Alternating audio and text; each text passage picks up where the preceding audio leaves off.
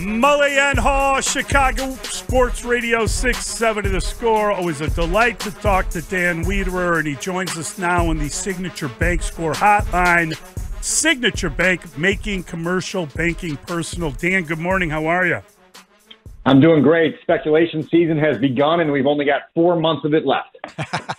Well, you know, it's beautiful because there is so much to speculate about. They need everything. Correct. Yes, correct. Literally everything, pretty much. And so, yeah, they've got a lot to work with and a lot of work ahead. And so, eventful stretch coming up for all of us. Well, it was very eventful yesterday, Dan, so much so we had to do an emergency podcast, Take the North just dropped. And you talked about it on there, what we heard and what we didn't hear. What we didn't hear was any missteps, which is, I think, when you have covered as many of these as we have covered, that qualifies as progress. The fact that there was no real comment that's going to come back and they have to kind of explain or apologize, and we're going to hear in a drop for the next 5 years. Yeah, we've had some doozies in recent years for sure, and particularly some of those Zoom calls during the COVID year where I remember moments of kind of pushing back from my desk and slapping my forehead with my hand and going, my God, I can't believe they just said that. But listen, Ryan Poles looked very comfortable on Tuesday. He seemed very understanding of where they are, where they need to go, and what he has to work with. And so I think that you have a young general manager who is ready to get in the batter's box and take the pitches and take some big swings at this. And then obviously I think over the course of this year, we're going to have a much greater understanding of the actual direction of this team and this franchise. And I think for that, all of us should be pretty excited and pretty thankful. This segment with Dan Wiederer is brought to you by Old National Bank, where relationships and results matter. Get old. And Dan, I guess we should start with the evaluation of Justin Fields. What did you hear from the general manager, and what didn't you hear? Was there anything that you thought was left out of the answer? To be honest with you, Mully, I feel like the general manager echoed sentiments that a lot of us have been saying for months here, and that it's, look, like we've seen how impactful Justin Fields can be with his legs. We've seen how he can change games with his playmaking ability in a moment. And then he also said there's a lot of room for growth for Justin as a passer, that he needs to let the game slow down mentally for him, that he needs to react quicker to what he's seeing, that there needs to be heightened chemistry with the guys he's throwing the football to. And those are all sort of rungs on the ladder that must be climbed in 2023. And, you know, David and I talked about this a little bit yesterday on the podcast, that we're going to get to the end of next season. And ideally, if Justin stays healthy, he's going to have north of 40 career starts in his career. And I don't know many quarterbacks in this league who have 40-plus starts in their career, and you don't know who they are as a quarterback. And so that should excite all of us, that at the end of this next season, that there's going to be little room for, interpretation. It's going to be all right out there in front of us. There's going to be an eye test. There's going to be a field test to all this thing, and we're going to be able to determine where Justin is at. And I think the general manager feels that way as well. And his evaluation, obviously, is the most important one in the building.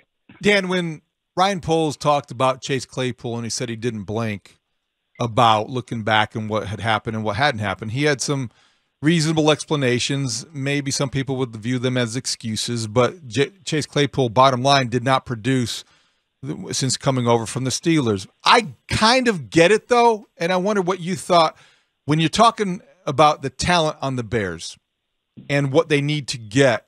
It's all about talent acquisition in this offseason, and the Bears got a head start on that by making that trade. Now, the trade may not end up, faring very well because of how high the draft pick ends up, but what did you hear in terms of patience level that Ryan Poles seems to have achieved with Chase Claypool, and what's reasonable to expect moving forward? Well, David, first of all, Ryan was the only one that didn't blink as it comes to the Chase Claypool trade, because, listen, you gave away a premium asset, a pick that's now number 32 in the NFL draft, to take a gamble on traits, to take a gamble on a guy who's got size, speed, strength, contested catch ability. And it resulted in, 14 catches during the time that he was here for 2 months. And so now you say, okay, what were some of the reasons for that? Okay, well, Justin and Chase didn't have a lot of time on task because both of them were hurt and missed games during that 2-month span. Justin missed 2, Chase missed 2. You're talking about a receiver trying to pick up an offense in midstream and not having an offseason and a training camp to learn all the install and get his feel for his responsibilities in every play. But look, they need production out of Chase Claypool going forward. The sort of tangential conversation that was also part of this yesterday, David, was Ryan Poles sort of indicating that he thinks, now we can determine whether this would pass a polygraph test or not, that their number one receiver is in-house. And so he said that in multiple ways at multiple points yesterday in the press conference that they think they can find a number one guy in the building. And so that's Chase, it's Darnell, and then you just got to figure out what you've got there. But that's going to be a big topic of conversation if we get to the end of this offseason and there's not a major addition to that position group, because people will go, well, what are you doing now? You know, you haven't given your future star quarterback an opportunity to maximize his development. I'm just curious, when we think about, what he said about it, you'd have to be blown away to take a pick. Could you conceivably, and listen, I'm not dissing Justin Fields, but his numbers have gone up modestly from one year to the next, and you would hope there's kind of that Jalen Hurts offseason breakthrough type thing out there for him. That would be great, and that would help if you made a trade, got DeAndre Hopkins, whoever, brought someone in that could fit in as a number one receiver. But I'm just curious, when you talk about potentially trading down, would you want to include a number one pick for next year and try to get into the Caleb Williams sweepstakes through another team, if that was the way to go about it, if there was a possibility of him not breaking through? Because if you had a Caleb Williams in this draft, that seems like the kind of pick that you could potentially be blown away with, and the kind of player at the top of a draft who would really generate a lot of interest. Yeah, there's no question. And there's similar buzz building for Drake May, not nearly to the level that it is for Caleb Williams, but you feel when you talk to people around the league that there's going to be a two quarterback top shelf there next year that's sitting there for you. So what I would do if I was Ryan Poles is I would certainly see this through with Justin Fields. He's shown you enough, more than enough, to be honest with you, in terms of athleticism, playmaking ability, leadership, all the things that you want inside your building to be the hub of energy. Justin's doing all that. And so now you've got this opportunity to, with a team that's not expected to win any sort of championship in 2023, watch it play out, watch it unfold, watch it develop. And if you get to December of next year and you say, man, I just don't see him ever becoming a top 10, top 5 guy for us, well, now hopefully you've got stuff in your back pocket. You've got resources that allow you to make your climb up the draft board in 2024 and say, okay, we want to get, because look, Ryan has not taken his big swing on a quarterback. And when you have your opportunity to take that big swing on a quarterback, you want to do it with just the maximum available to you. And so if you have the chance to do that, that's what I would do. I would let this play out. And if we get to December of next year and there's still ongoing debate in the city on who Justin is and who he isn't, at least you've given yourself an opportunity to go up and get a player in Caleb Williams, who everybody thinks is as close to can't miss as that position as there's been in a while. Well, frankly, if we're in that position a year from now, there's going to be more than just questions about Justin Fields. And I think that you're going to have all kinds of questions about the front office and all kinds of questions about the coaches. And if you have another double-digit loss season, then that's a scenario that's very difficult to envision, and it's certainly one that will raise some doubts. Because now, if you're Poles, you've got an opportunity here, and I think that's what we heard yesterday is you have a clean slate. You've got all this money. You've got all these draft possibilities. Now you've got to put yourself in a position where you remove that doubt next year and you make your quarterback that you have, you believe in a qualified way. He did qualify himself, but give him talent. See where this goes. I'm more curious to how he has the talent built around Justin Fields than I am Justin Fields. Well, look, they're both parts of the same conversation, and you better go out this offseason and find pieces on your offensive line that create stability and sturdiness there. They can't have 9 different starting offensive line combinations in 2023 and expect the quarterback to make significant leaps. They can't have guys in and out of the lineup every week. They can't have holes, interior, exterior on the line and just be trying to patch it together week after week after week. And then, again, it comes back to this receiving question and how comfortable are you with the guys you have in-house, and what are the notable acquisitions you can make in free agency and the draft to upgrade that position, because I for one, would be incredibly disappointed if they don't make some sort of significant addition to that room. You know, it can't just be another Byron Pringle or another Taylor Gabriel or another Marcus Wheaton that comes in here and you say, okay, let's take our swing on this. It better be a draft pick. It better be a free agent that's got some juice to them. Otherwise, you know, I think you're not necessarily giving your quarterback the best chance to succeed. You know, we talk about building from the inside out, and you know, you mentioned the offensive line. How many? I mean, there will be guys back that will be needed to start. You cannot get an entirely new offensive line, but how many offensive linemen would you try to add? How many starting offensive linemen would you try to add, and how many?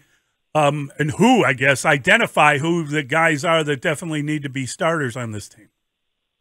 Yeah, I mean, at a minimum, I'm adding 2. You know, yeah. I mean, you just need an upgrade of talent there. I think that you heard some things from Ryan Poles yesterday in terms of their belief in what Braxton Jones proved to them in year 1. Now, I think we've all said, you know, year 2 is going to be a whole different bar that we're asking Braxton Jones to clear. It's not just, hey, you're a rookie 5th rounder out of a small school. Can you give us something? It's, can you be an ascending player? You know, can you be a starter that we can lock into our depth chart on either side and try to figure out if we can use resources elsewhere? So that's a guy that, like, from really May until yesterday, you've heard nothing but praise from inside the building in terms of his wiring, his approach. There's obvious needs for him to get stronger. There's obvious needs for him to work on some fundamentals and technique that will help him get better. But that's like a piece now that you have to try to get the maximum out of, so you're not rebooting across the board. And then look, like, I think there's such a interesting conversation to be had about Tevin Jenkins, because I think when he shows you the flashes, when he shows you what he did at points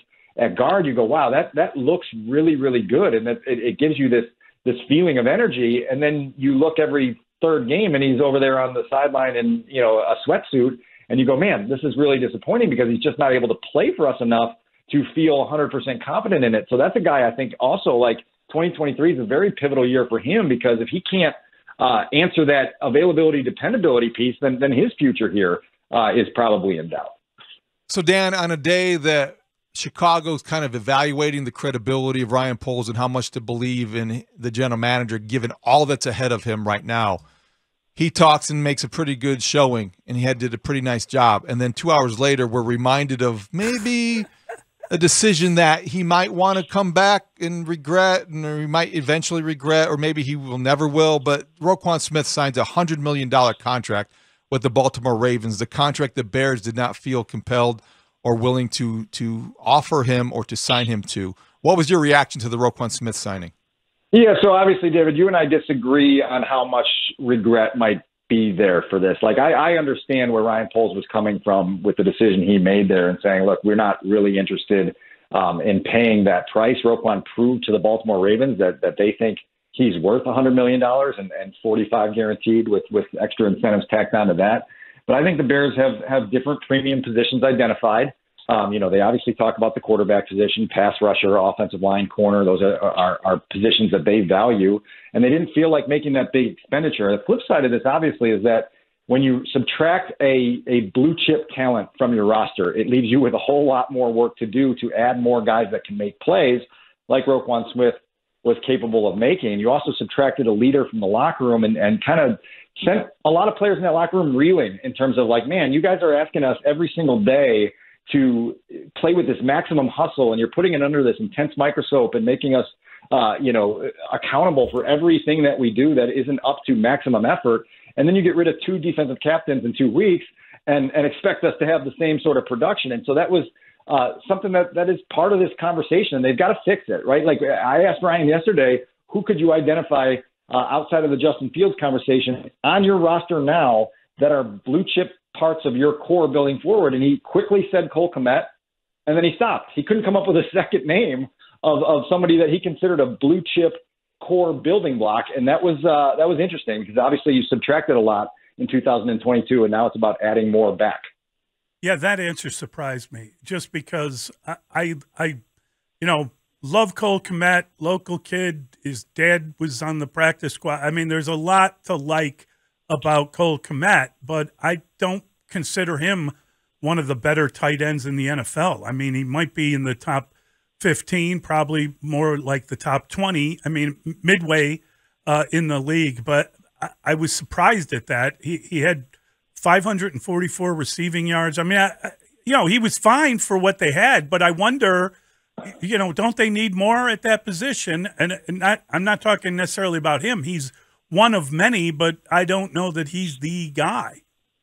Well, yeah, I mean, they believe he's got top 10, top 8 potential at that position in the league. And with 544 yards and 7 touchdowns and a passing offense that was historically bad, they see glimmers of hope from that. I'm with you on some of it. I do think Cole gives you a lot in terms of the versatility and his ability to be a part of that running game and to be a reliable, dependable blocker that allows you to do things. I would like them to add to that position and have, another guy out there that can be a pass-catching threat. And now you got 2 of them that you can mix in and mix and match and do things with.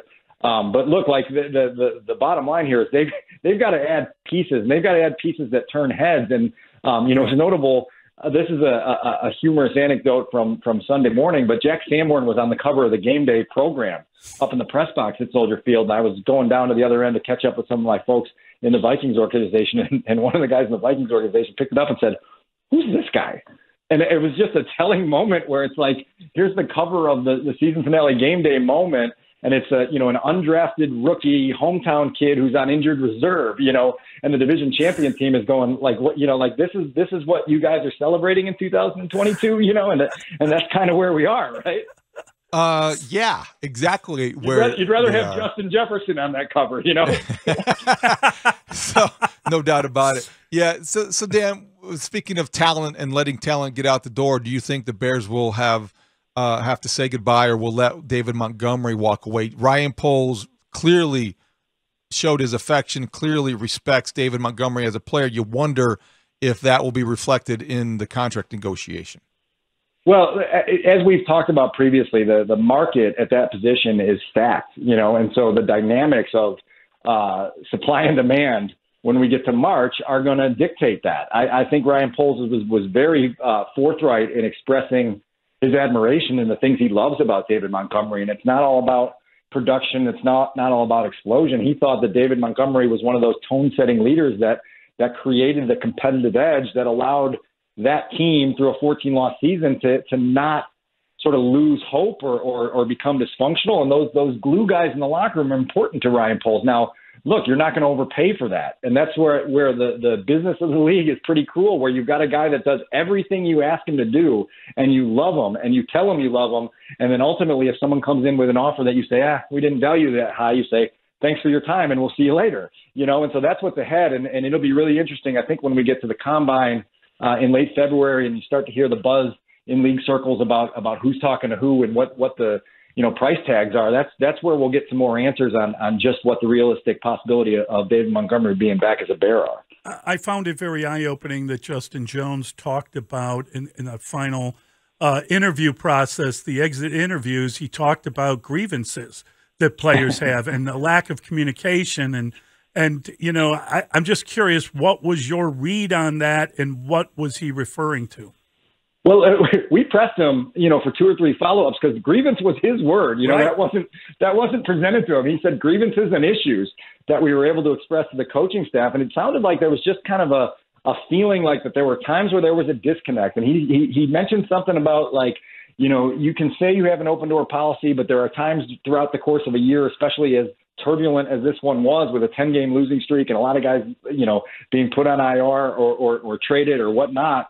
That players didn't really feel like there was a direct line of communication to ask questions, to express frustrations, to be curious about directions of things. And so that's a very forthright, candid expression from a player. And I give Ryan Poles and Matt Eberflus credit for being open and soliciting that kind of feedback on the way out the door of the 2022 season, because they're new, right? They've both only had 1 year in the jobs they're doing. And so they better be constructively looking to get better and listening to people around them and not being defensive at suggestions like that. But it was notable, right? Like that a player was willing to say that. That's the minimum, though. I mean, you've got to hear from your players, especially after a season this bad. And Dan, Mark Grody told us that a lot of players were upset that Roquan was traded. And that some of that was the idea that they hadn't been informed about it. You mentioned the 2 captains in 2 weeks. being traded, and that left them sort of in a hole.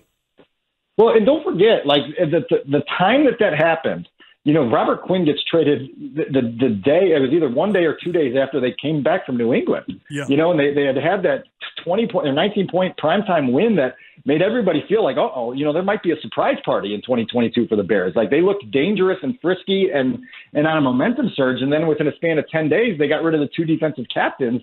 And so, of course, that's jarring to a locker room, and particularly it becomes more jarring when you're not able to get out of the tailspin then, and you go, you know, 2+ months without a victory, and you walk out the door with a franchise record 10-game losing streak. So, yeah, I mean, you understand the feelings and the emotions, and they're just going to have to do better in 2023 of keeping that all connected.